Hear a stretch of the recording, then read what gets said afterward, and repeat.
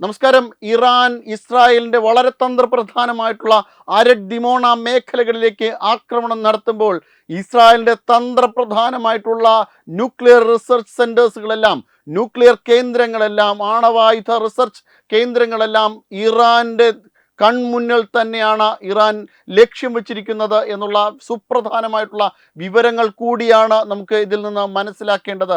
അതായത് ഇറാൻ ഒരു ചെറിയ പുള്ളിയല്ല എന്ന് ദീഗോ ഗാർഷിയ ലക്ഷ്യം വെച്ചുകൊണ്ടുള്ള ആക്രമണത്തിൽ കൂടി നേരത്തെ വെളിവായതാണ്. അത് ഇപ്പോൾ ഇസ്രായേലിലേക്ക് മൊസാദിനെ വെട്ടിച്ചുകൊണ്ട്, അയൺ ഡോമിനെ വെട്ടിച്ചുകൊണ്ട് ഇസ്രായേലിൻ്റെ ഏറ്റവും തന്ത്രപ്രധാനമായിട്ടുള്ള ന്യൂക്ലിയർ റിസർച്ച് സെൻറ്ററുകളിലേക്ക് ആക്രമണം ശക്തമാക്കുമ്പോൾ തീർച്ചയായിട്ടും ഇത് മനസ്സിലാക്കേണ്ടത് മറ്റൊരു ദിശയിലേക്ക് തന്നെയാണ്. ഇറാനെ നിങ്ങൾ ലക്ഷ്യം വയ്ക്കുന്ന അതേ മാതൃകയിൽ നിങ്ങളെയും ഇറാൻ ലക്ഷ്യം വയ്ക്കുന്നുണ്ട്, ഇസ്രായേലിനെയും ഇറാൻ ലക്ഷ്യം വയ്ക്കുന്നുണ്ട്, അമേരിക്കയും ഇറാൻ ലക്ഷ്യം വയ്ക്കുന്നുണ്ടെന്നാണ്. അമേരിക്കയുടെ തന്ത്രപ്രധാനമായിട്ടുള്ള സൈനിക താവളങ്ങളിലൊക്കെയും ഇറാൻ്റെ ആക്രമണം എത്തും.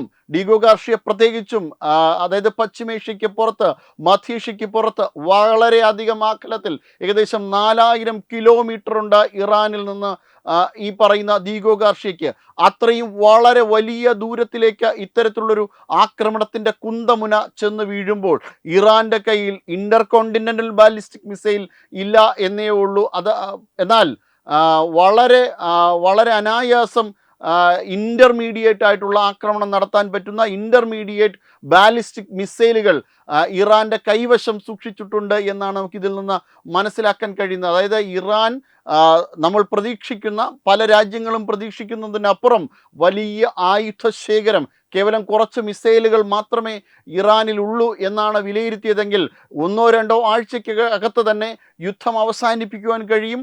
അത്രമേൽ ശക്തമാണ് ഇസ്രായേലും അമേരിക്കയും എന്ന് വിശ്വസിച്ചിരുന്നു എങ്കിലും ഇറാൻ്റെ ശക്തിയെ ഒരു കാരണവശാലും കുറച്ചു കാണാൻ കഴിയില്ല. പ്രത്യേകിച്ചും അയൺ ഡോം പോലെ വളരെ ശക്തമായ രീതിയിലുള്ള ഒരു സുരക്ഷയ്ക്ക് കീഴിൽ കഴിയുന്ന, ഒരു റഡാർ സംവിധാനത്തിൽ കീഴിൽ കഴിയുന്ന ഒരു ഇസ്രായേലിനെ സംബന്ധിച്ചിടത്തോളം ഇസ്രായേലിൻ്റെ ഏറ്റവും തന്ത്രപ്രധാനമായിട്ടുള്ള റിസർച്ച് കേന്ദ്രത്തിൽ, ന്യൂക്ലിയർ റിസർച്ച് കേന്ദ്രത്തിനടുത്തേക്ക് ഈ ആക്രമണം ചെന്ന് വീഴുമ്പോൾ തീർച്ചയായിട്ടും കരുതിയിരിക്കേണ്ടതുണ്ട്. ഇസ്രായേൽ അവരുടെ തന്നെ ന്യൂക്ലിയർ റിസർച്ച് കേന്ദ്രങ്ങളിലേക്കൊക്കെയും അതിന് മുകളിൽ ചെന്ന് പതിക്കുന്ന ഒരു സാഹചര്യം ഉണ്ടായാൽ തീർച്ചയായിട്ടും അതൊരു വലിയ സ്ഫോടനത്തിലേക്കായിരിക്കും, മധ്യേഷ്യ കാണുന്ന വലിയ സ്ഫോടന പരമ്പരകളിലേക്കായിരിക്കും അത് ചെന്നെത്തുന്നത്. ആ മേഖലയെ തന്നെ പൂർണ്ണമായും നാശമാകുന്ന ഒരു തരത്തിലേക്ക് കാര്യങ്ങൾ മുന്നോട്ട് പോകുവാനും ഇടയുണ്ട്.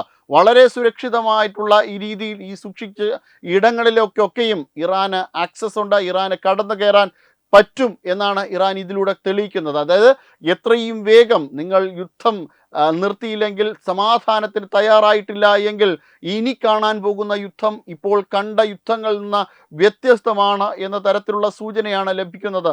പക്ഷേ ഇസ്രായേലിന് അടങ്ങിയിരിക്കുവാൻ കഴിയില്ല. കാരണം ഇനിയും ഇറാന് ഈ രീതിയിൽ അവരുടെ ആണവ സമ്പുഷ്ടീകരണമൊക്കെ നടത്തുവാൻ വേണ്ടിയിട്ട് അനുവാദം കൊടുത്താൽ, സമ്മതിച്ചു കൊടുത്തു കഴിഞ്ഞാൽ ഇസ്രായേൽ അടിമുടി തകരുന്ന ഒരു സാഹചര്യത്തിൽ കൂടി എത്തിപ്പെടും. അതുകൊണ്ട് തന്നെ ഇസ്രായേൽ ഒരിക്കലും യുദ്ധം നിർത്തുവാൻ സാധിക്കില്ല, യുദ്ധം നിർത്തുവാൻ തയ്യാറാകുകയുമില്ല. ഇറാനെ മുടിച്ചതിന് ശേഷം മാത്രമേ, അതായത് ഇത്തരത്തിലുള്ള ആക്രമണങ്ങളൊക്കെ നടത്തിയിട്ടുണ്ട് എങ്കിലും ഇറാനെ അതിജീവിക്കുവാനുള്ള ശക്തി ഇസ്രായേലിനുണ്ട് എന്ന് തന്നെയാണ് ഇപ്പോഴും വിശ്വസിക്കുന്നത്, ഇപ്പോഴും കരുതുന്നത്. അത് വാസ്തവവും അങ്ങനെ തന്നെയാണ്. പക്ഷേ ഈ രീതിയിലുള്ള ഒരു ശക്തമായ ആക്രമണം കൂടി മറുഭാഗത്ത് നിന്ന് ഉണ്ടാകാനുള്ള സാധ്യതയെ നമുക്ക് തള്ളിക്കളയാൻ കഴിയില്ല. തീർച്ചയായിട്ടും അത്തരത്തിലുള്ള ആക്രമണങ്ങൾ ഉണ്ടാകുക തന്നെ ചെയ്യും. എന്തും പ്രതീക്ഷിച്ചുകൊണ്ട് വേണം ഇനി യുദ്ധത്തിലൂടെ മുന്നോട്ട് പോകേണ്ടത്. Web desk Tathwamayi news. HIV അണുബാധ സന്തോഷപൂർണമായ ഒരു ജീവിതത്തിന് തടസ്സമല്ല. HIV അണുബാധയ്ക്ക് ഫലപ്രദമായ ചികിത്സ ഇന്ന് ലഭ്യമാണ്. ഇതിന് യഥാസമയം അണുബാധ കണ്ടെത്തുന്നതും കാലേക്കൂട്ടി ചികിത്സ നടത്തേണ്ടതും അത്യാവശ്യമാണ്. സൗജന്യമായ ചികിത്സയും മാർഗനിർദ്ദേശങ്ങളും സർക്കാർ ആശുപത്രികളിലെ ART അഥവാ ഉഷസ് കേന്ദ്രങ്ങളിൽ ലഭ്യമാണ്.